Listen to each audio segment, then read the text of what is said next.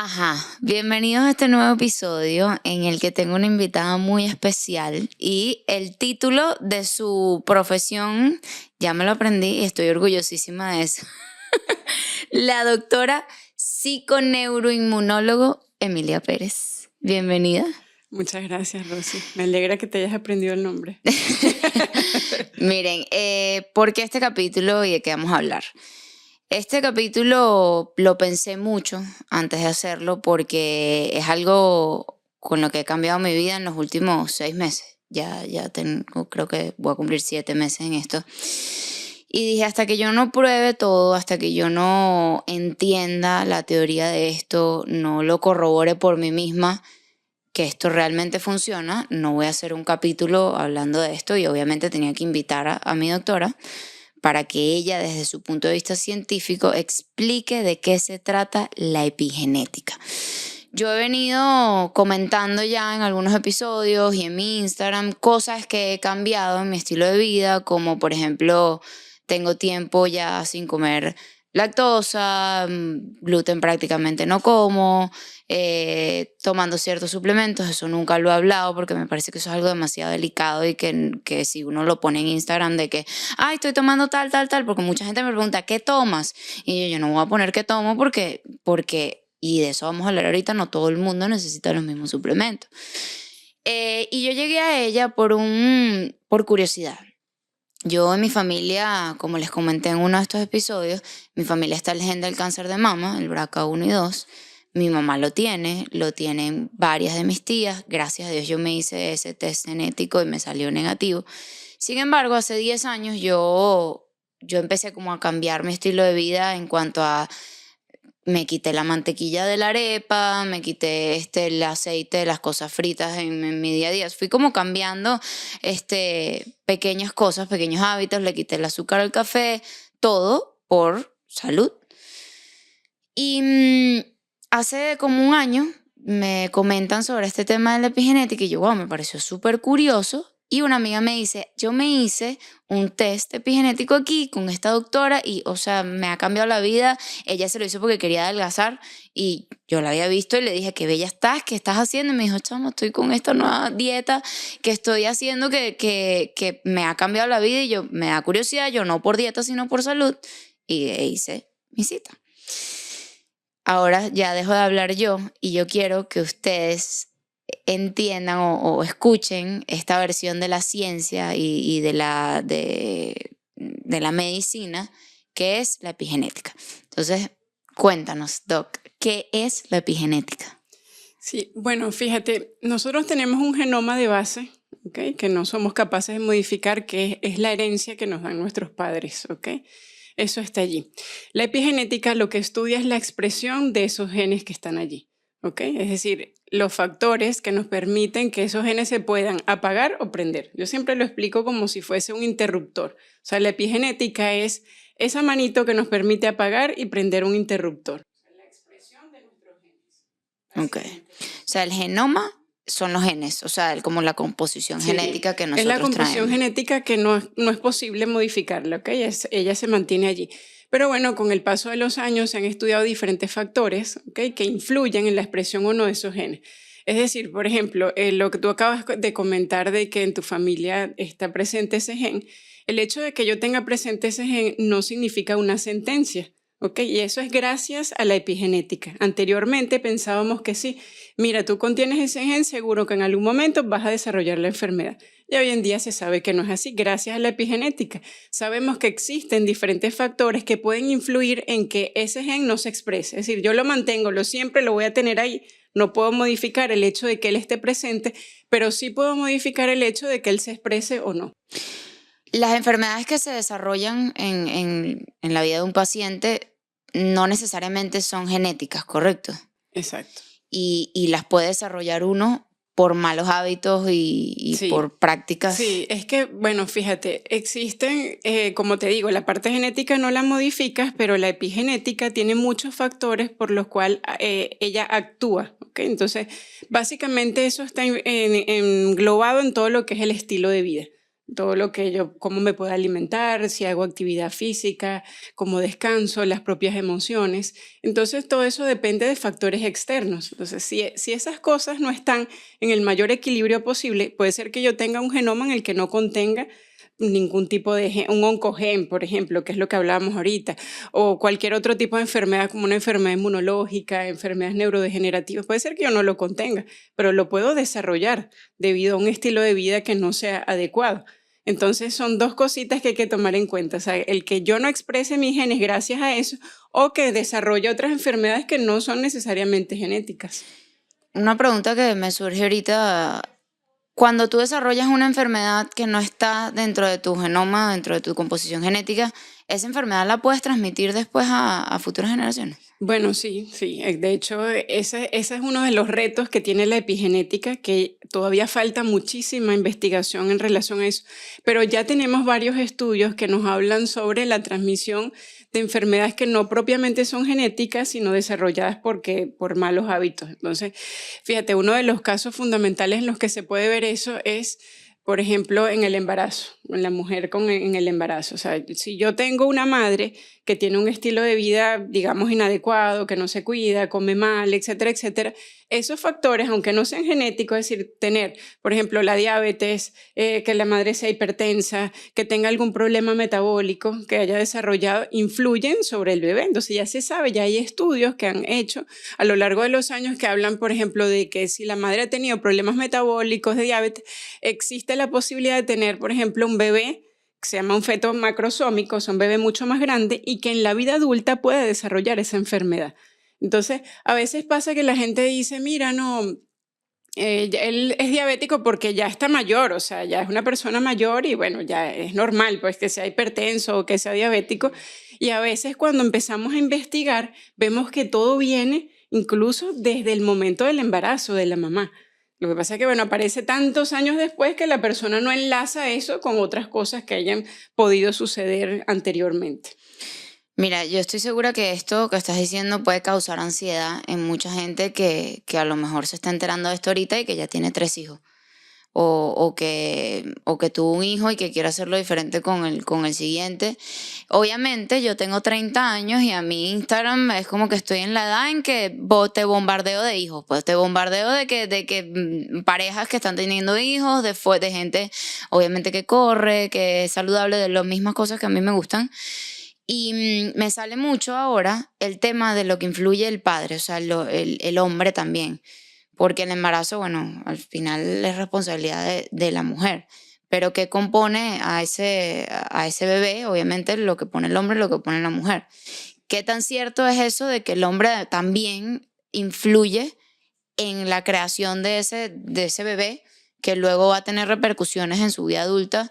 Si tiene ese efecto que sale en Instagram de que los hombres también deberían cuidarse antes o, o bueno, durante, siendo ejemplo también como padre en una familia. Sí, claro, influye muchísimo, ¿ok? Y eso propiamente también es la epigenética. Fíjate que siempre por muchos años se le ha dado como que la responsabilidad a la mujer, porque bueno, al final el bebé pues está aquí en el útero y ese microambiente que es la parte de nutrientes, todo lo da la mujer.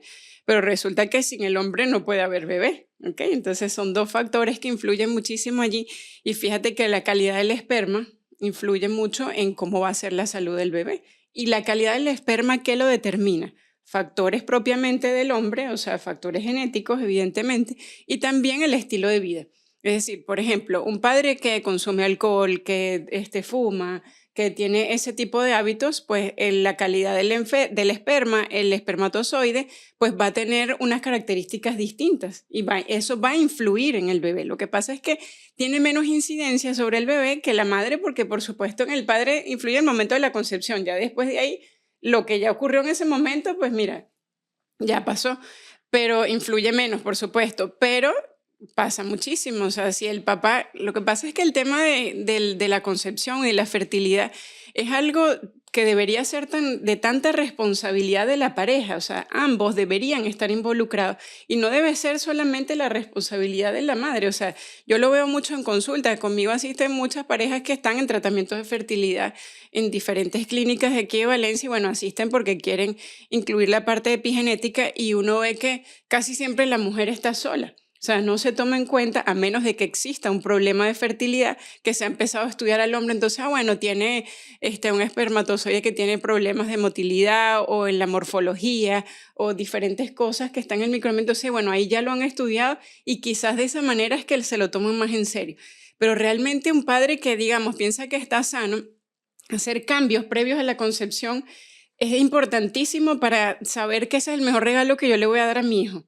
Okay, el hecho de que yo me cuide, que no solamente va a ser mi esposa o mi pareja que lo va a hacer, sino que yo tengo que alimentarme mejor, tengo que evitar el consumo del alcohol previo a eso, porque es un momento muy importante, o sea, no solamente porque estoy creando una vida, sino que al final es lo que le estoy dejando yo a mi hijo, o sea, que tenga realmente una vida sana gracias a que yo me he cuidado.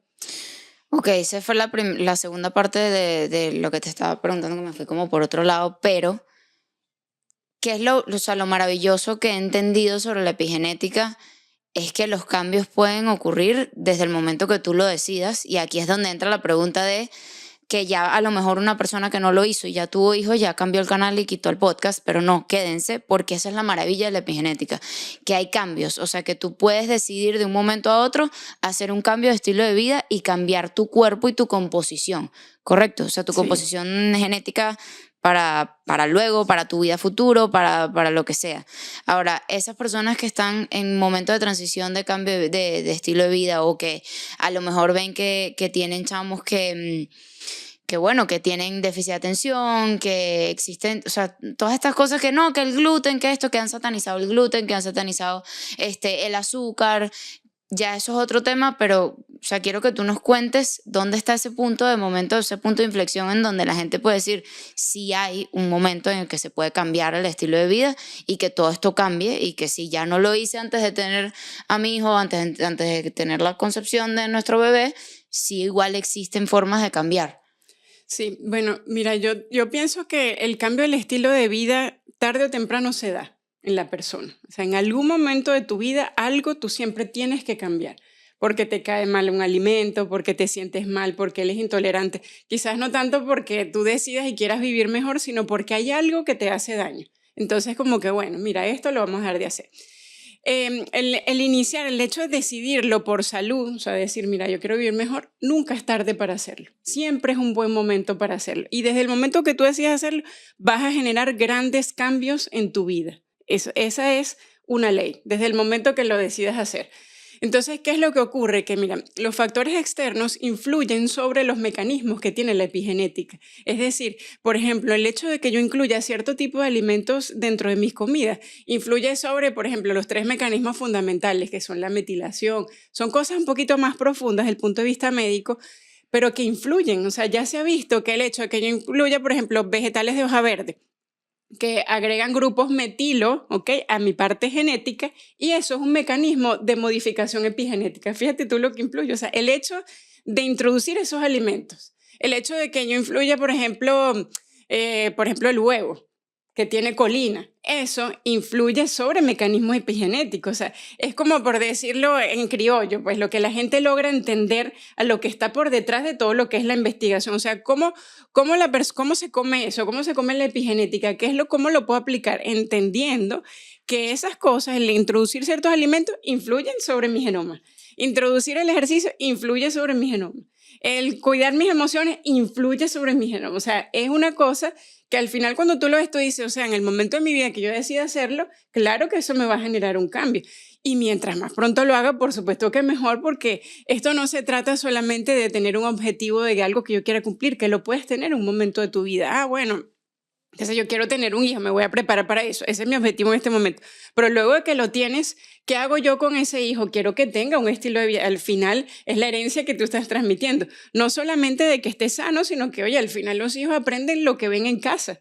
Ellos van a terminar replicando. Si a mí en mi casa me enseñan que yo todos los días me desayuno un croissant dulce, evidentemente mis hijos van a aprender eso y cuando ellos tengan hijos lo van a repetir. Entonces, nada más por ya lo que estamos viendo y después, pues, si yo lo enseño de otra manera, pues eso lo voy a replicar y yo voy a hacer un cambio en todas las generaciones. Entonces, es romper esos patrones y decidir, bueno, mira, sí, esto, ¿qué cambios me va a generar en la vida de mi hijo o en mí, en nosotros como familia, qué me va a producir? Entonces, la conclusión es que nunca es tarde para hacerlo. Me encanta. Cuando yo fui a la primera cita, yo llegué por eso que comentas de que me cae mal algo, de que conocerse es dificilísimo. O sea, entender qué es lo que te cae bien y qué te cae mal es disciplina de qué comí, cómo me siento, cómo no, que yo siempre tengo diarrea o cada cierto tiempo, una vez a la semana tengo diarrea. Eso no es normal. O sea, eso no está bien. Hace poco estuve en una charla de Ayurveda, que es va más o menos también como en sintonía con todo esto, y dice que a ti las heces, o sea, el pupú, no debería oler mal. O sea, no debería oler que digas, uy, qué horrible. No, que eso no está bien. O sea, que un pupú debería oler, que vas a la poseta y ya está. O sea, no debería oler tan mal. Y yo, miércoles. Y es eso, porque te caen mal ciertos alimentos. Y por eso es que yo llegué, además de por curiosa y por todo este tema de obviamente la genética de mi familia, eh, yo vivía con una gastritis, con una esofagitis, dormía muy mal, o sea, me costaba mucho quedarme dormida y me costaba aún más despertarme. Yo nunca he sido de despertarme, nunca fui de despertarme temprano hasta que me di cuenta que es que todo estaba mal en, en mis hábitos de irme a dormir y ahora me levanto a las 5:30 de la mañana espectacular todos los días, pero y me duermo así. O sea, el cambio en mi vida, o sea, el cambio que yo más he visto en mí ha sido el enfoque, el que no estoy cansada nunca. O sea, en mi día a día tengo energía. O sea, lo del enfoque y la energía es una cosa que ha cambiado hasta mi rendimiento laboral, mi rendimiento en mi relación personal. Bueno, obviamente nosotros mujeres con cambios hormonales porque nos viene la regla, obviamente influyen en nosotros muchas más cosas. Y no tengo esos picos de amargue tan heavy cuando estamos en ese momento. Burda de sincero este capítulo, me encanta. Pero es eso, el enfoque, el sueño y el rendimiento deportivo. Yo empecé a correr justo cuando empecé con esta dieta y empecé a conversar con mis amigos, o sea, como que teníamos un estilo de vida, un estilo de entrenamiento parecido o sea, comparando nuestros niveles de energía, yo me siento perfecto, me paro a las 5:50 estoy corriendo, luego fui a hacer ejercicio y luego me fui para Caracas, pasé todo el día en Caracas trabajando y volví, perfecta. Y ya va, ok, aquí hay algo, o sea, en verdad esto está teniendo un cambio en mi vida. Y en la primera consulta, fue una consulta como de 1:30 de literalmente Emilia averiguando mi vida. Me empezó a preguntar un poco de cosas que yo decía, ¿qué carrizo tiene que ver esto, el rabo con las pestañas? O sea, me preguntaba cosas como que tienes muchas plantas eléctricas alrededor, utilizas el microondas, utilizas Tupperware de plástico, de qué es tu cocina, es de gas o de inducción o eléctrica, cómo son tus ollas. Cuando me empezaste a preguntar ese poco de cosas, me empezó a dar como ansiedad, ¿no? Pero yo soy muy religiosa cuando yo me decido hacer una cosa, yo me comprometo y lo vamos a hacer. Acompañado de estas poco de preguntas, ella te hace un test, o sea, te quita unos pelos de la cabeza, obviamente te mide la tensión, tal, no sé qué, te toca, tal, y te quita los pelos de la cabeza. Luego vuelves a las 2 semanas y empezamos y leemos estos resultados y quiero que hablemos un poco más de este test, de qué se trata, qué te dice el test y anclado a eso, cómo tú estructuras una dieta en función a las deficiencias que puedes salir en este test de vitaminas, de minerales, de aminoácidos y cómo tú me suplementaste esa primera vez, o sea, qué suplementos me mandaste en función a ese test. ¿Para qué sirve ese test? Bueno, fíjate, son varias cosas. O sea, para estructurar realmente el tratamiento yo tomo en cuenta muchas cosas. Una de las cosas bien importantes para mí es la parte de lo que se llama la microbiota intestinal, ¿ok? Que eso es fundamental y está muy ligado a la parte de epigenética. Por eso hago tantas preguntas en la consulta. ¿Qué es lo que ocurre? Que bueno, la microbiota es esa diversidad de microorganismos que tenemos a nivel intestinal. Son hongos, virus, bacterias, parásitos y un tipo de microorganismos que se llaman arqueas, ¿Qué es lo que ocurre? Que hace muchos años se creía que esos microorganismos lo que hacían era ayudarnos a digerir alimentos. Y hoy en día se sabe que no solamente hacen eso, sino que son bacterias, virus, productores de sustancias que desinflaman nuestro cuerpo, que producen diferentes funciones dentro de nuestro organismo, que son productoras de neurotransmisores, que producen grupos de vitaminas. Fíjate que, por ejemplo, en el caso de lo que tú me hablabas sobre el gen de cáncer de mama, por ejemplo, ¿qué pasa? Que ya se han visto que existen grupos de bacterias que producen sustancias que estimulan crecimiento de tumores mamarios a nivel intestinal, imagínate. Entonces, que producen ese tipo de sustancias, se llaman factores de crecimiento tumoral y se producen a nivel del intestino. Entonces, imagínate todo lo que uno puede hacer a nivel intestinal para evitar el sobrecrecimiento de otras cosas. Es decir, a nivel del intestino se producen sustancias que estimulan la expresión de genes, por ejemplo. ¿Ves? Cuando lo relacionas con la epigenética. ¿Y qué es lo que pasa con la microbiota? Que la microbiota responde a muchas cosas. O sea, ella es muy sensible a muchas cosas. Una de las cosas es el estilo de vida, cómo me alimento, si hago actividad física, cómo descanso y cuáles son mis emociones. Esas son como que las 4 patas fundamentales de esa mesa. Entonces, cuando yo empiezo a preguntar todas esas cosas, por ejemplo, que yo te digo lo de las plantas eléctricas, son tóxicos a los que nos exponemos, ¿ok? Y pues aquí también hay mucha exposición a eso. Cuando hablamos, por ejemplo, de todo lo que son esos ambientes eléctricos en los que podemos estar todos los días desenvolviéndonos, ahora usamos que si la Alexa, que si el teléfono, o sea, un montón de dispositivos electrónicos que generan interferencias dentro de nuestro organismo y eso hay que tomarlo en cuenta.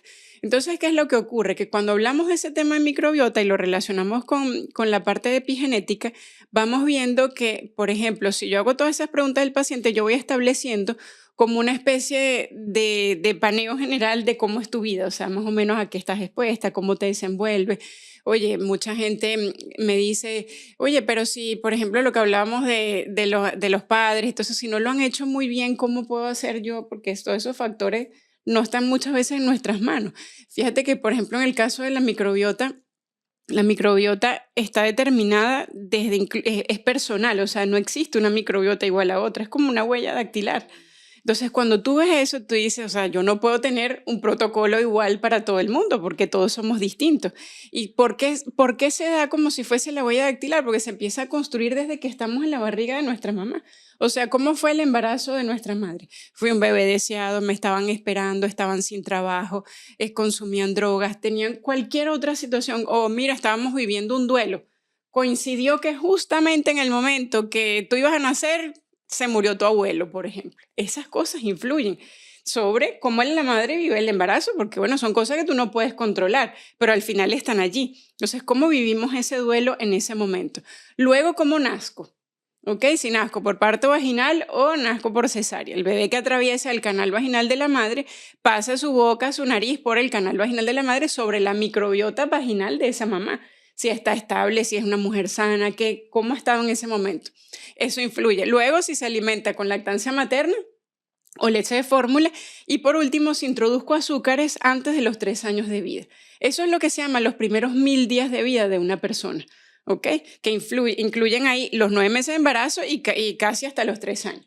Entonces, lo que yo haga en ese momento de mi vida es determinante para yo saber si yo voy a tener un niño con una vida sana. El hecho de que eso no se haya dado bien, no se haya dado de la mejor manera posible, porque en nuestro caso, pues todo dependía en ese tiempo de nuestros padres, de la información que ellos hayan y de cómo ellos lo hayan podido hacer en ese Yo a los 10 momento. meses seguro estaba comiendo azúcar. Sí, entonces, claro, eso no significa que yo no pueda hacer nada. ¿Ok? Pero me ayuda a entender muchas cosas que pudieran estar ocurriendo en el futuro, o sea, en mi vida adulta. Yo siempre les digo, mira, el tema de la microbiota, tú puedes hacer un estudio de una persona que tiene 90 años y saber en ese tiempo si la persona recibió lactancia materna, un adulto de 90 años. O sea, existen bacterias que se siembran a nivel intestinal que solo ocurren con la lactancia materna. Entonces ve la importancia de lo que tiene, lo que nosotros hacemos en la infancia para nuestra vida adulta. Entonces, mi consulta tiene que ver con la relación del test epigenético, lo que me da el test epigenético, que es un estudio que me da un total de 96 marcadores biológicos. Esas son vitaminas, minerales, antioxidantes.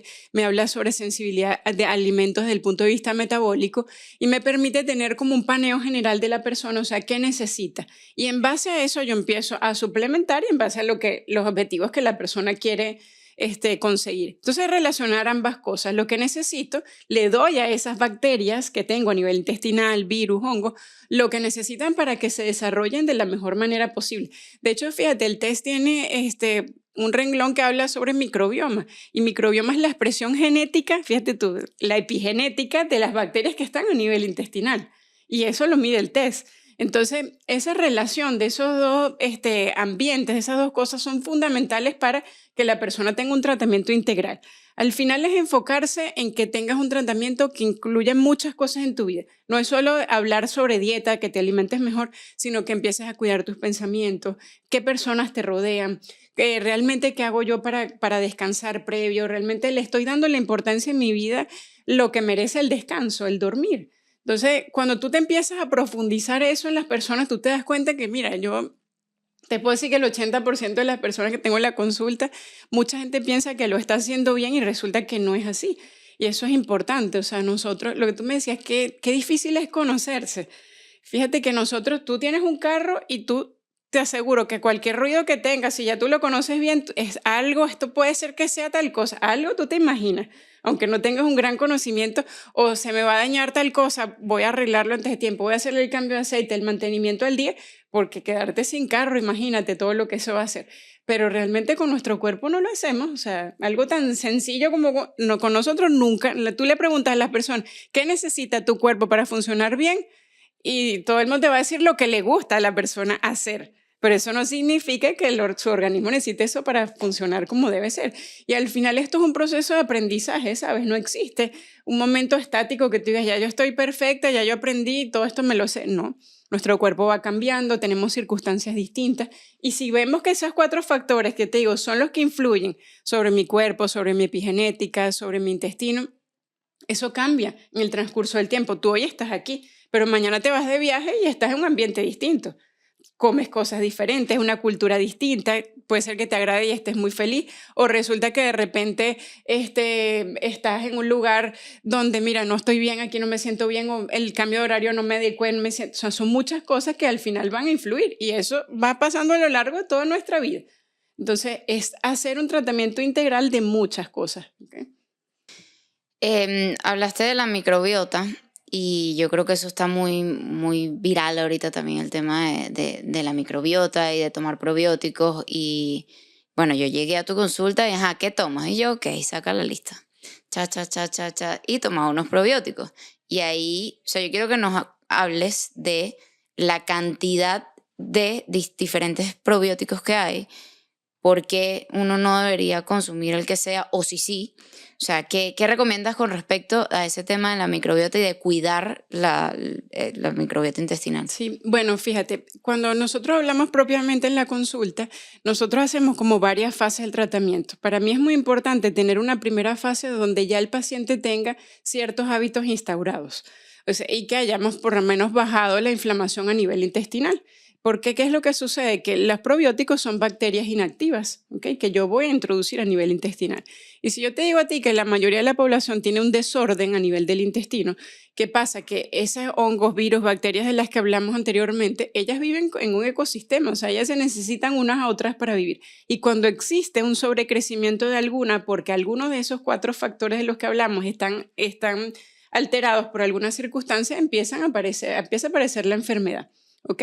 Entonces, para nosotros, cualquier enfermedad, desde la perspectiva de la psiconeuroinmunología, cualquier enfermedad tiene origen a nivel intestinal, la que sea. ¿Ok? Entonces, eso nos permite tratar cualquier tipo de paciente.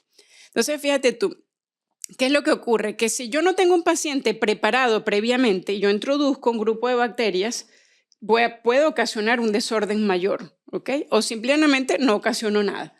Una de las dos cosas. Para yo estar seguro que realmente el probiótico haga el efecto que yo quiero, yo tengo que preparar el ambiente. Yo siempre pongo el ejemplo de que, bueno, es como un terreno, pues que yo voy a prepararlo limpio, lo preparo y después que empiezo a sembrar esa hojita, esa matica, mira, quiero que tenga frutas, quiero que tenga... Entonces, imagínatelo igualito como si fuese un bosque, exactamente igual, y ese bosque, mientras más diverso es, mejor va a ser para mi salud. Mientras mayor diversidad bacteriana yo tenga a nivel intestinal, va a ser mejor.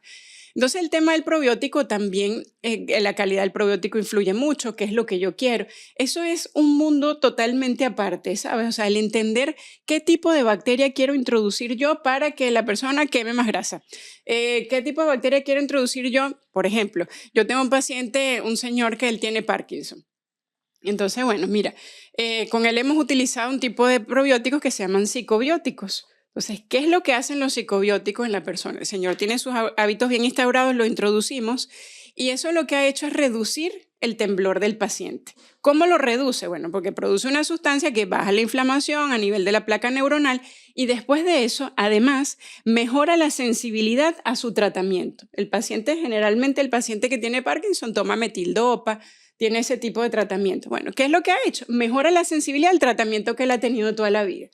Entonces, fíjate tú cómo lo ayudas, cómo ayuda ese probiótico. Y tú dirás, ¿qué tiene que ver un probiótico con el Parkinson? Pues sí, existen probióticos para todo lo que te puedas imaginar, probióticos específicos, pero hay que saberlos utilizar. Entonces, cuando yo compro un probiótico cualquiera en la farmacia, te dicen, tiene 32 billones de bacterias. Bueno, puede ser que de esas solo 10 te sirvan, ¿ok? O quizás con eso te ocasiona un problema mayor. Entonces hay que tener el conocimiento para empezar a jugar con eso. Por ejemplo, el hongo de cándida, que es súper frecuente, que está a nivel intestino, ya vive normalmente en el intestino, yo puedo tratarlo introduciendo algún tipo de bacterias que regulan su crecimiento. Y fíjate, una bacteria que produce una sustancia que hace que el hongo baje sus cantidades. Entonces, eso es un mundo aparte. Eso es una cosa que uno tiene que ir jugando y viendo cómo el paciente va respondiendo. Entonces, es lo que te digo, o sea, el uso de probióticos no debe hacerse de manera indiscriminada y si tú lo sabes utilizar correctamente, vas con el médico que te ayuda a hacerlo, vas a tener grandes resultados porque todo está en base al intestino. Mira, cuando yo le mostré todos los suplementos que tomaba, ya yo había medio visto marcas de suplementos que sí, que no, entonces no salí tan raspada. Pero por lo general, los suplementos que tomamos, o sea, ponte, los probióticos son carísimos, o sea, son caros, es un suplemento caro. Y tú vas buscando como que en Amazon o en las farmacias o en donde sea que compres los suplementos, relación precio-valor. Y para mí, en mi cabeza, mientras más billones de bacterias era mejor. Y igual el omega 3 después entendí que la cantidad de EPA, no sé qué, tenía que ser un mínimo tal, hasta que conseguí una marca que me encantó, se llama Sports Research, me la aprobó la doctora.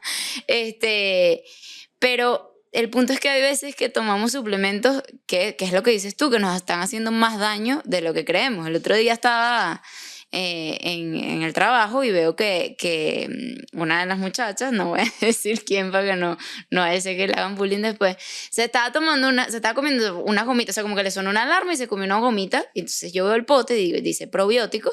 Estábamos en una reunión online y o sea, yo no estoy en la cámara, pero agarro el pote y veo el pote y lo primero que hago es volteo, porque eso sí he aprendido a leer las instrucciones, o sea, leer los ingredientes, perdón, no las instrucciones. Y decía 5 gramos de azúcar y se comía 3 gomitas al día. O sea, estaba consumiendo azúcar innecesariamente en un momento de ayuno, o sea, estaba como entre comidas, pues. Cuando veo la broma me alerto y le muestro la broma y me hace que, o sea, la mayoría de las personas no ven los ingredientes que tiene un suplemento y probablemente no sea además lo que lo haga que sepa bien como el azúcar, pero la cápsula en donde viene, o sea, creo que hay demasiada desinformación por tema farmacéutico de que vender, de cómo leer, cómo aconsejas que uno se enfoque en leer las etiquetas de los suplementos. Sí, bueno, fíjate, eso es un tema súper interesante porque eso es parte de las cosas que se aprenden en la consulta. O sea, al final a mí me gusta que mi paciente entienda el por qué. Yo no te voy a decir compra específicamente esta marca, pero sí hay características fundamentales. Y hay demasiadas cosas que no sirven, o sea, hay mucha basura en relación al tema de suplementos, sobre todo porque son productos de venta libre. O sea, no existe como un control adecuado de eso. Y al final como que muchas farmacéuticas lo que hacen es crear cualquier cosa para vender. Por ejemplo, en el caso del omega 3 que tú lo comentas ahorita, que es súper importante porque fíjate, el omega 3 es un ácido graso que está presente fundamentalmente en todo lo que son pescados, mariscos y todos los productos del mar. ¿Qué es lo que ocurre? Que, por ejemplo, un omega 3 que no es de buena calidad, las marcas más frecuentes que tú encuentras en cualquier tipo de farmacia, suelen extraer el omega 3 de, por ejemplo, pescados grandes como por ejemplo el atún. ¿Ok? El atún es un pescado grande que vive mucho tiempo en el mar y suele irse a las profundidades. Entonces, ¿qué pasa? Que acumula mucho mercurio. Entonces, si yo, por ejemplo, tengo un paciente que tiene exposición a tóxicos y me aparece que tiene metales pesados y yo además de eso lo suplemento por 6 meses del año con ese tipo de suplementos, ¿qué estoy haciendo? Estoy incrementando la cantidad de metales pesados, por poner ese ejemplo. Luego, con las cantidades que necesito de suplemento, particularmente en el omega 3, que hay tanta diversidad en el mercado, tú ves que, bueno, los principales suelen ser el EPA y el DHA, dos tipos de omega 3 distintos, que se enfocan básicamente en desinflamar y lo que es la actividad cerebral. ¿Qué es lo que ocurre? Que tú ves que te dicen 1500 miligramos que tiene el contenido y cuando tú revisas en la tabla nutricional te aparece que tiene solo 200 miligramos de DHA y 150 de EPA. ¿Y lo demás qué es? ¿Me entiendes? Entonces es gluten, Y te es estás tomando azúcar, 1000 es un miligramos, un montón de gramo. cosas y ya va. Entonces, si yo estoy teniendo un paciente que se está cuidando la alimentación, que le estoy poniendo ciertas cosas para que mejore su vida y yo introduzco un suplemento por tanto tiempo, para que tú alcances realmente la dosis necesaria, te tienes que tomar 5 cápsulas de eso. Entonces, cuando tú ves el que está bien hecho, ¿de dónde es extraído un omega 3 de manera correcta? Que tú revises. Extraído de anchoas, de sardinas, pescaditos pequeños, ¿me entiendes? Que viven menos tiempo y que están en la superficie del mar, tienen grandes contenidos de omega 3, DHA y EPA, 100% puros. Y cuando ves la cantidad de miligramos, te aparece 600 miligramos de DHA, 480 miligramos de EPA. Entonces, existe una gran diferencia y no necesariamente está en el precio, ¿ok? Mucha gente cree que los suplementos buenos son carísimos. No necesariamente es así. Incluso hasta con los mismos probióticos que tú me dices, mira, son caros. Hay suplementos, hay probióticos que quizás es el que yo necesito en la persona y tiene una sola cepa y resulta que no es tan costoso El como que el yo estoy otro. tomando es maravilloso, de ¿Entiendes? Farmatodo cuesta como $10 y trae Sí. 60 pastillas. O Entonces, sea, cuando tú lo me van a ves... preguntar cuál es, no les voy a decir cuál es porque no todos necesitamos el mismo Ajá. probiótico. Pero cuando tú lo vas viendo, o sea, realmente saber qué es lo que necesito. Entonces, eso es un mundo aparte, pero algo básico es leer los ingredientes, ¿ok? Que es muy importante. No solamente, eso tienes omega 3, no. ¿Qué contiene? Revisa los ingredientes. Te vas a sorprender cuando empieces a revisar no solamente los suplementos, sino hasta los propios alimentos procesados que vienen empaquetados. Cuando tú lo empiezas a ver, mientras más cosas tiene, más tóxico es para nosotros. Entonces, tenemos que buscar cositas que sean, mientras lo más sencillo y menos contenga, más sano va a ser. Tú comentaste algo sobre la preparación del terreno, ¿ok? Antes de implementar esos suplementos. Y esa preparación del terreno es como lo más retador del principio de este Mindshift. Y eso que ya yo venía bastante saludable, o sea, Doc, yo no estaba tan grave, ¿verdad? Como así tan grave, no sé, yo tenía un entendimiento de que está bien y que está mal, pero hay cosas que son muy cliché, ¿no? Como el gluten, como, bueno, algo tan sencillo como los granos. A mí los granos me caen malísimo, pero a mí la arepa nunca me había caído mal. Nunca, yo la arepa para mí, o sea, desayuno y cena casi que 5 días a la semana. Y en los primeros 3 meses de este detox, por decirlo así, yo le llamo detox, la doctora me quitó, o sea, me aconsejó, pues al final tú haces lo que te da la gana, pues, sin gluten, o sea, no comer gluten, no comer, es decir, no desayunar la arepa que me desayunaba todos los días. Obviamente alcohol, azúcar, granos, lácteos. Obviamente es una cantidad de grupos de alimentos que estás removiendo de tu vida que es como que... y la gente me decía, bueno, ¿cómo no te vas a sentir bien si no estás comiendo nada? ¿Sabes? Y bueno, sí. Pero después empezamos a introducir estos alimentos. Los lácteos, queso, o sea, como poco a poco fuimos introduciendo. Pero el cambio más grande que yo noté, que fue como que abrir los ojos, fue el tema de la arepa. O sea, ella me toca el intestino en la primera cita y a los 3 meses me toca todo y me dice, no estás inflamada. O sea, antes estabas completamente inflamada y lo vi en el cambio de mi cuerpo. Yo soy flaca, pero sí noté cuando estoy como que si estuviese embarazada y cuando no, que por lo general era 2 veces a la semana o 3 o 4 o siempre. Y eso puede ser un choque demasiado abrumador para alguien que quiera hacer cambios. ¿Cómo aconsejarías que fuesen incluyendo, porque no solo la alimentación, vas cambiando cositas, vas cambiando el tema del teflón en las ollas? Yo fui poco a poco porque en verdad puede ser, ya lo he dicho varias veces, abrumador. Te puede generar una ansiedad innecesaria que puede tener un efecto distinto en tu vida, perjudicial. Y fui poco a poco. Entonces, bueno, un día que fui para tijerazo, compré los Tupperware y compré de vidrio. Ok. Eh, el tema de las ollas, bueno, cambié los sartenes que todos eran de teflón. Todo eso, ¿cómo aconsejas que puede una persona ir integrándolo poco a poco en su vida para que no se choque contra una pared cuando vaya para una cita como tu cita, o para cualquier otro doctor que trate la epigenética y no lo tire toda la borda de la primera y diga, no, no, yo no voy a hacer todo esto?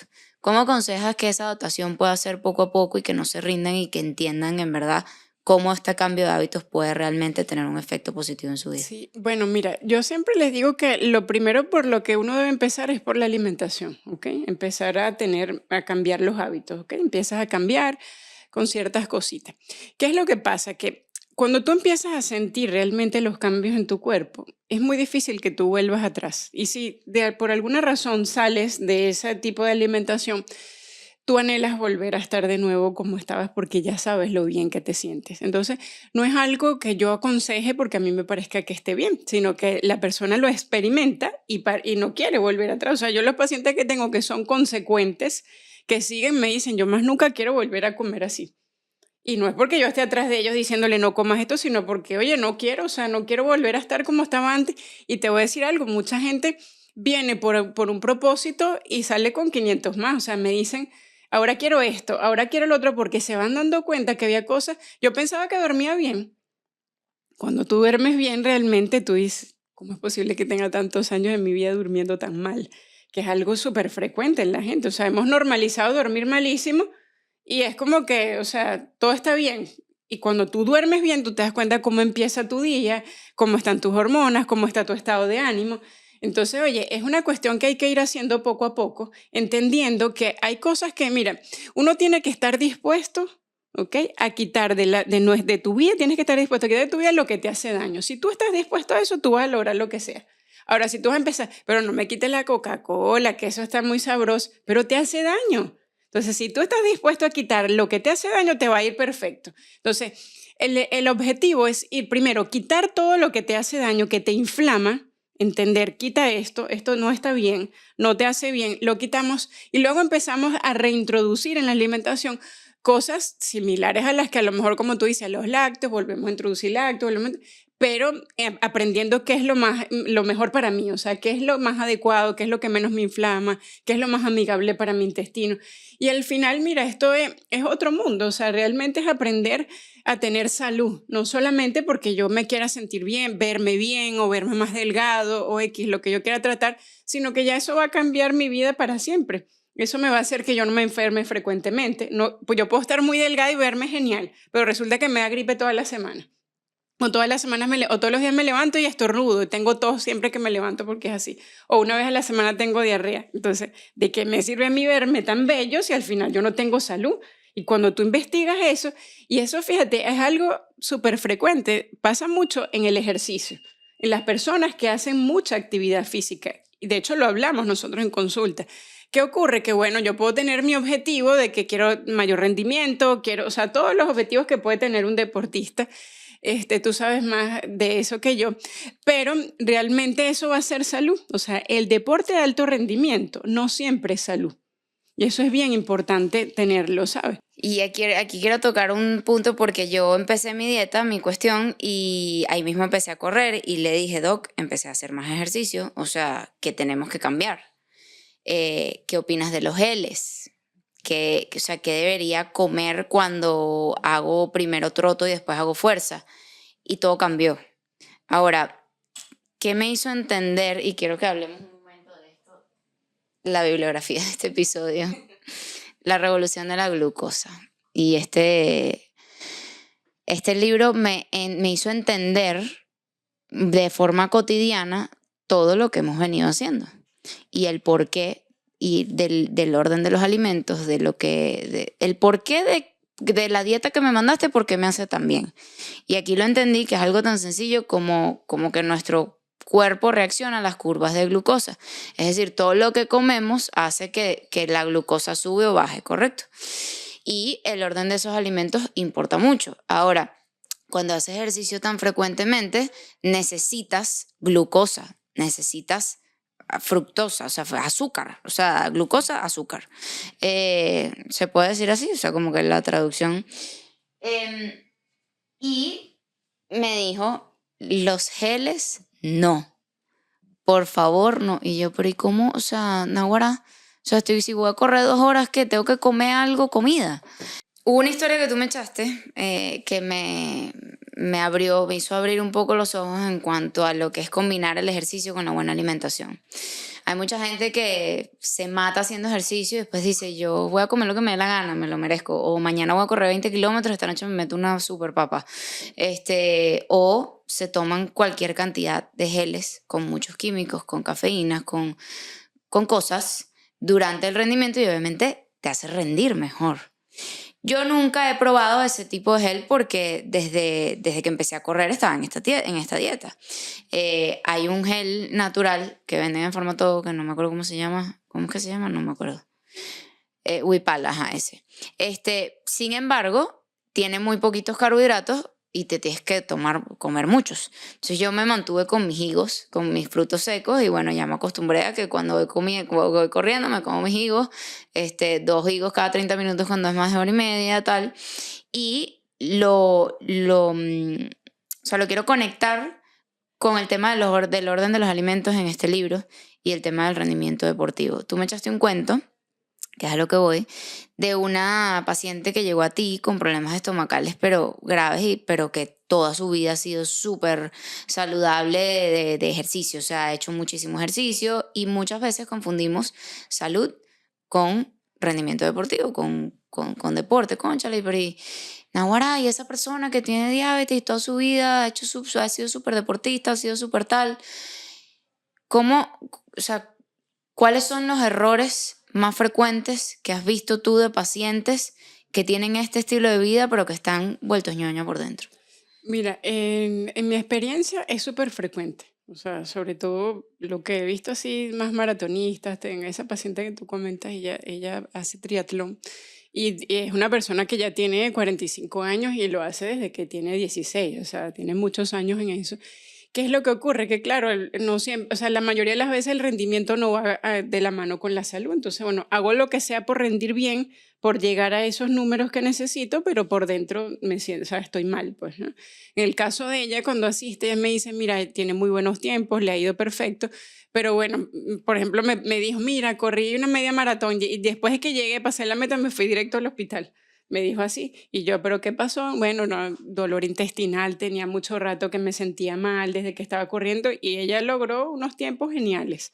Pero ¿qué es lo que pasa? Que esta suplementación de geles y muchas de estas cosas tienen muchos productos químicos que dañan la microbiota, ¿ok? O sea, nuestra microbiota es muy sensible a tóxicos, a químicos que te pueden hacer que el músculo reaccione de manera rápida, pero por otro lado te va generando un daño a nivel de la salud. Entonces, lo que hemos hablado previamente de que si yo entiendo que la base de mi vida, de mi salud está en el intestino, yo tengo que cuidarlo. Esté corriendo, esté nadando, esté en mi casa durmiendo, lo que sea que yo esté haciendo, tiene que ir en función a cuidar esa parte. Porque bueno, luego esa etapa de alto rendimiento pasa y ¿qué va a quedar de ti? Va a quedar una persona funcional que no tenga problemas de salud por muy deportista que haya sido. Entonces, es también enfocarlo en base a lo que yo quiero. El tema de los geles es eso, que bueno, me genera una alta absorción rápida, ¿ok? Me genera que yo rinda, reaccione rápidamente mis músculos, pero bueno, me va destruyendo la parte intestinal. Y además que yo no me tomo uno solo, me tomo varios durante toda la actividad física y mientras más larga es, pues más tomo. Entonces, existen otras herramientas que me permiten tener a mí algo de absorción rápida, reacciones y que al mismo tiempo me esté cuidando la parte intestinal. como lo que tú hablabas, el tema de los frutos secos, o sea, eso pues en base a la tolerancia de cada paciente y de cómo es cada persona, pero eso es importantísimo porque al final lo que uno quiere es que el deporte sea salud, o sea, que yo quiero disfrutar, es sentirme bien, pero también quiero estar sano, o sea, quiero que eso genere en mí cambios buenos. Y cuando hablamos propiamente de la microbiota, mira, tú ves el tema del ejercicio, una persona que hace ejercicio de manera regular, no estoy hablando de alto rendimiento, tiene cambios en su microbiota. Existen grupos bacterianos que solo se desarrollan en la persona que hace actividad física. Y todavía es distinto en el atleta de alto rendimiento. O sea, la microbiota del atleta de alto rendimiento es totalmente diferente a cualquier deportista de manera habitual. Entonces, fíjate el tratamiento diferente que requiere. Entonces, es enfocar los tratamientos en eso y yo creo que esa perspectiva es algo que con el paso de los años se va a ir implementando más, o sea, que realmente el nutricionista, el propio médico, el fisiatra, todo el fisio, todo el que va enfocado en la parte deportiva empiece a ver eso, o sea, que yo realmente tenga un buen deportista y que al mismo tiempo, o sea, tenga buen rendimiento, pero sea una persona sana. Cuando tú investigas eso, lo que pasa es que eso no se habla como que mucho, o sea, solo vemos, mira, de fulano que es el mejor en natación, este que es el mejor en esto, pero lo que hay detrás de eso, o sea, realmente hay una persona sana o es una persona que rinde. O sea, son dos cosas diferentes. Entonces ahí es donde está el punto. Claro, yo creo que ahí también entran mucho los objetivos de esa persona de, mira, me sabe casada de eh, que me duele la barriga después, yo quiero ganar. Y bueno, si saben que esos geles le caen bien para el rendimiento y no les importa lo que están haciendo por dentro. Ahora, este testimonio de esta paciente que tú dices, ¿qué es lo que hacía que la llevó a ir contigo y por qué se sentía tan mal? O sea, ¿qué es lo que tú lograste identificar de malos hábitos en cuanto a deportista de alto rendimiento? Sí, bueno, fíjate, una de las características bien frecuentes es, por ejemplo, ese preentreno y postentreno. O sea, salgo, mañana me toca correr la carrera, entonces me como un plato de pasta así grandísimo, y bueno, porque eso es lo que necesito yo, carbos de absorción rápida. ¿Qué es lo que pasa? Que bueno, cuando tú te vas a ver realmente qué valor nutricional tiene, ok, es un carbohidrato, pero es algo que tiene, es un alimento nutricionalmente denso para mí. Porque yo no hago una sola carrera cuando soy un atleta, eso yo hago varias carreras durante el año, entonces son varias veces que voy a repitiendo el mismo hábito, ¿ok? Entonces es un alimento que tiene gluten, que me inflama, que me produce varias cosas. Y después el posterior a la carrera. Como ya corrimos 42 kilómetros, entonces ahora me tomo unas cervezas y me como una hamburguesa de este tamaño porque me lo merezco, porque ya terminé la carrera. Entonces te comes un montón de alimentos procesados que te hacen daño a nivel intestinal y en el caso de ella son muchos años, de los 16 años hasta los 40 y tantos que tiene ahorita, imagínate, teniendo esos hábitos, es peor que cualquier otra persona que come mal. Entonces, más bien, inclusive a veces es como que, bueno, le doy al cuerpo lo que necesita para que corra y reaccione, pero cuando no estoy corriendo, mi cuerpo realmente no está nutrido. Entonces, esas son las fallas y son súper frecuentes. O sea, tú ves, bueno, tú estás en ese mundo de los corredores y sabes que muchas veces terminó la carrera, ¿para dónde nos vamos? Me ven Vamos como, a comernos, vámonos, me ven bueno, como una loquita lo que cuando saco exista. higos corriendo. Entonces, cuando tú lo ves, yo no estoy diciendo que no pueda existir un equilibrio, que la persona en algún momento no se pueda comer algo de ese tipo, pero eso no tiene que ser una rutina posterior al ejercicio, porque al final está generando más problemas que beneficios. Qué curioso, en verdad, bueno, yo también soy nueva en este mundo, o sea, yo deporte de alto rendimiento cuando era chama que jugaba tenis, pero ahorita, bueno, tampoco es que soy de alto rendimiento, pero sí he visto buenos efectos, me gusta el deporte, se me está dando un poco, me encanta, y ya me estoy interesando como un poco más en rendimiento, salud.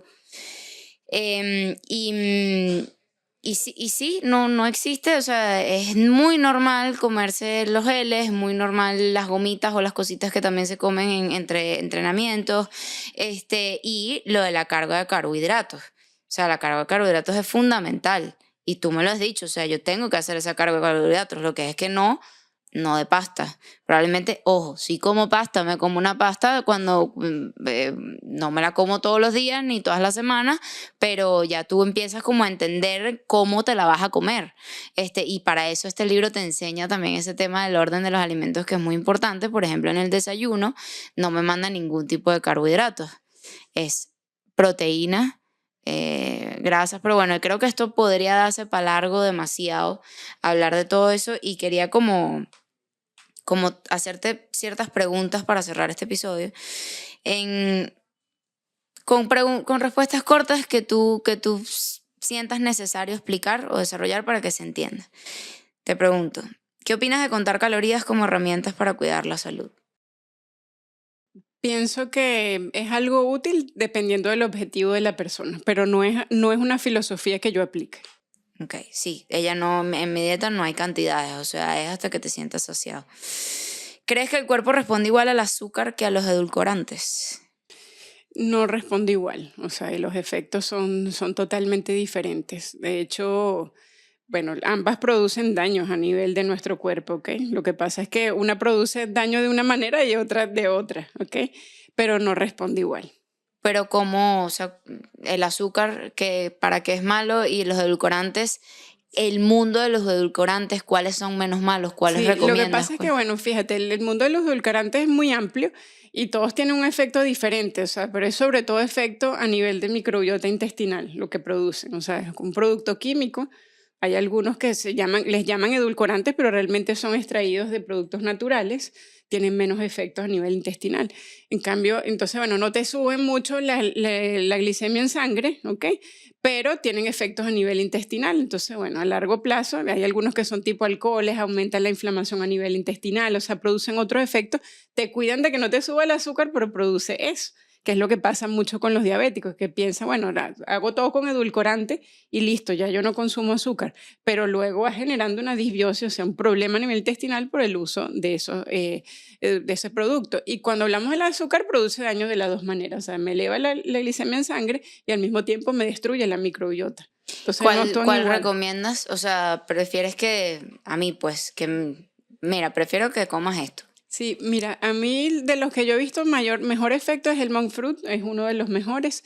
Y yo siempre promuevo que traten de endulzar más bien con fruta, ¿sabes? O sea, por ejemplo, voy a hacer una torta, entonces, bueno, buscar a lo mejor un cambur más maduro, plátano, ese tipo de cosas siguen siendo muchísimo más sanas que utilizar edulcorante o azúcar. Pero en caso que lo vaya a utilizar, a mí me gusta el efecto que tiene eso.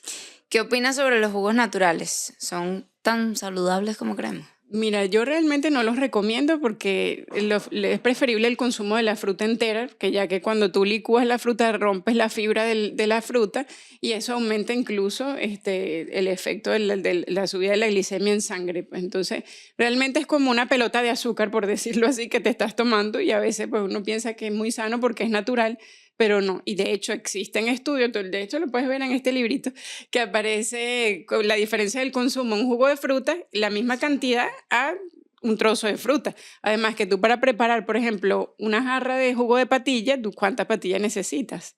Y tú te puedes comer esa cantidad de patillas en fruta entera, no eres capaz de hacerlo. Entonces se reduce la ingesta cuando comes la fruta entera. El pico es espectacular, o sea, como ves la ciencia detrás de eso que está diciendo de los jugos. Síganla en Instagram a ella, obviamente a Emilia también, pero al Glucose Goddess, que te explica como que ese tema de las curvas de glucosa y cómo influyen los alimentos en nosotros. Ya nos vas a dar la info de tu Instagram. ¿Qué pasa en el cuerpo cuando entrenamos duro pero no dormimos bien? Mira, nuestro cuerpo no es capaz de reparar, ¿ok? Nuestros músculos, tú los llevas al extremo cuando haces un entrenamiento fuerte y luego pues la fibra no es capaz de reponerse. Entonces el descanso es súper importante para que yo inclusive pueda mejorar el rendimiento al día siguiente o 3 días después cuando voy a volver a correr. O sea, es indispensable, es tan indispensable como cumplir los tiempos del entrenamiento. ¿Qué opinas del ayuno intermitente como herramienta para mejorar salud y rendimiento? Mira, para mí es una gran herramienta, o sea, yo estoy muy a favor del ayuno, pienso que tiene grandes beneficios no solamente para mejorar el rendimiento, sino para salud, o sea, el ayuno es una herramienta que yo digo que es como un reseteo del sistema inmunológico, porque permite que cuando tú llevas a tu cuerpo a esas situaciones extremas, que es el no dar alimento por una cantidad de horas, hace que esas células que no son capaces de sobrevivir a ese ambiente mueran y solo quedan las células que son capaces de sobrevivir. Entonces, como que lo más óptimo, ¿sabes? Esto de selección natural. Al final va quedando lo que es lo mejor. Y es una gran herramienta. De hecho, fíjate, yo, por ejemplo, tuve una paciente que hicimos un ayuno profundo, nos preparamos mucho tiempo antes, porque eso sí es bien importante. Hacer una preparación no es para todo el mundo. ¿ok? No todo el mundo es capaz de hacerlo. No es para todo el mundo, no porque el cuerpo no sea capaz de llevarlo, sino que mentalmente no todos somos capaces de soportarlo, por decirlo de esa manera. Tuve una paciente que hicimos un ayuno profundo previo a un proceso de inseminación, ¿ok? Una fertilización in vitro. Entonces, ¿qué hicimos? Previo al proceso, una semana antes, vamos a hacer un proceso de ayuno profundo. Hicimos 24 horas, lo hicimos previamente, ella venía preparándose, lo logró muy bien y tuvimos un proceso exitoso. Entonces, yo no soy la que hace la fertilización in vitro, es otras personas, son otras clínicas, pero bueno, yo la acompañé en ese proceso. ¿Qué hicimos? Un organismo lo más óptimo posible, ¿ok? Para recibir, o sea, preparamos esa cunita para recibir al bebé.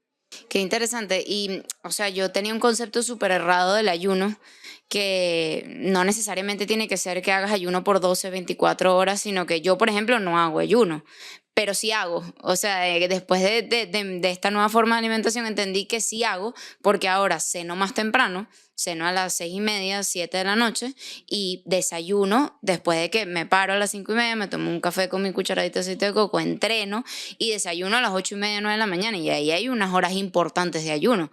Pero no es que ayune, no es que No lo almorcé. programaste. Exacto, o sea, ese es mi estilo de ayuno. Y después de que desayuno, hago ayuno hasta que almuerzo. O sea, ayunar es dejar de comer. Es tan sencillo como Lo que eso. pasa es que realmente cuando tú haces conciencia, todos hacemos ayuno. O sea, Exacto, o lo que sea, pasa es que a mí me a menos gusta, de que comas a cada rato, me pues. gusta potenciarlo más en la noche porque es más fácil que el paciente pase 14 horas sin comer, incluyendo las horas de dormir. A Claro, que yo te diga a ti, pasa tu día con 14 horas sin comer, no porque hay me vas a decir, chance. me voy a morir.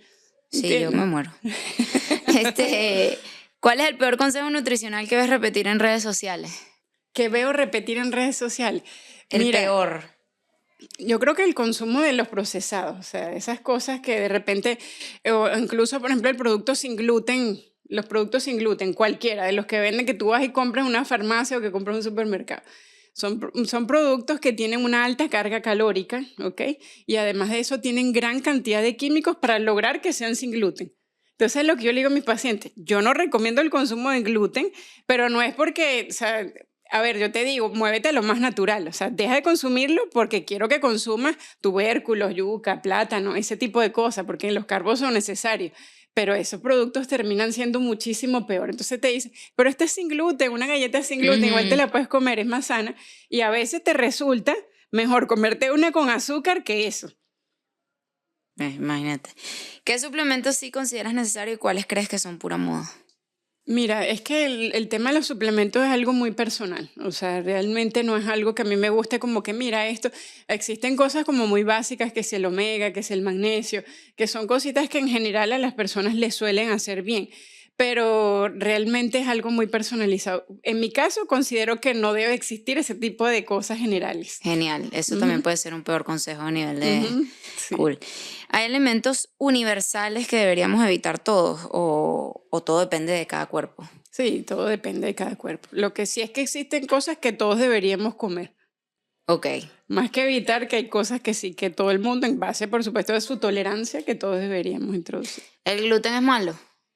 Depende, ¿ok? Depende en qué contexto sea. ¿Qué es lo que ocurre? Si tú no eres celíaco, no debería existir un problema para el consumo, pero siempre inflama. O sea, nosotros no tenemos la capacidad y comemos demasiado gluten hoy en día. O sea, si yo me como un día algo que tenga gluten, no me va a pasar nada si no soy celíaco. Pero si yo desayuno pan, almuerzo algo que tiene pasta y después en la noche me como una pizza, es un exceso, ¿ok? Entonces, ¿qué es lo que hace mi intestino? Una reacción inflamatoria perenne. Entonces, si yo me cuido el 80% del tiempo consumiendo alimentos que no lo tengan, yo pudiera ocasionalmente comerlo en algunas cosas siempre y cuando no sea celíaco, porque el celíaco evidentemente que no lo puede consumir. Algo importante que creo que no dijimos es que mucha gente confunde este test epigenético con un test de alergias. Y lo dice en todas las hojas del resultado del examen. Esto no es un test de alergia, o sea, no es que te van a salir los alimentos que te caen mal, o que te hacen daño, sino simplemente esos alimentos que te salen en ese test que deberías evitar. Es porque tengo entendido que el cuerpo tarda en descomponerlos, por ende no consume, o sea, no saca los nutrientes de los otros que consumes, Sí, ¿correcto? realmente es una sensibilidad desde el punto de vista metabólico. Es Ok. decir, cada vez que esos alimentos que aparecen allí mi organismo utiliza mucho tiempo para metabolizarlo. Entonces, eso hace que quita energía, por decirlo de esa manera, para la metabolización de otros alimentos que sí necesito. Sí, creo que no mencionamos esa parte del resultado del test. Hablamos de los nutrientes, de los que te hace Sí, falta, aminoácidos, pero también está enfocado en ese tema de qué alimentos tu cuerpo no procesa de la mejor manera. Por ende, esos alimentos también por 3 meses al principio de esa preparación del terreno vas evitando. Pero bueno, creo que aquí podríamos pasar 5 horas hablando. Creo que tienen que seguir a la doctora Emilia. ¿Cuál es tu Instagram, doc? arroba secuencia epigenética. @secuencia epigenética y van a conocer mucho más a fondo de esto y bueno, por supuesto, si ya quieren una consulta, escríbanle. Pero a mí me ha cambiado mucho la vida, de verdad que sí, y estoy muy contenta por eso. Gracias por estar aquí, Doc. Gracias por Gracias a este ti. episodio. Bueno, nos veremos en un próximo episodio hablando de nutrición desde otra perspectiva.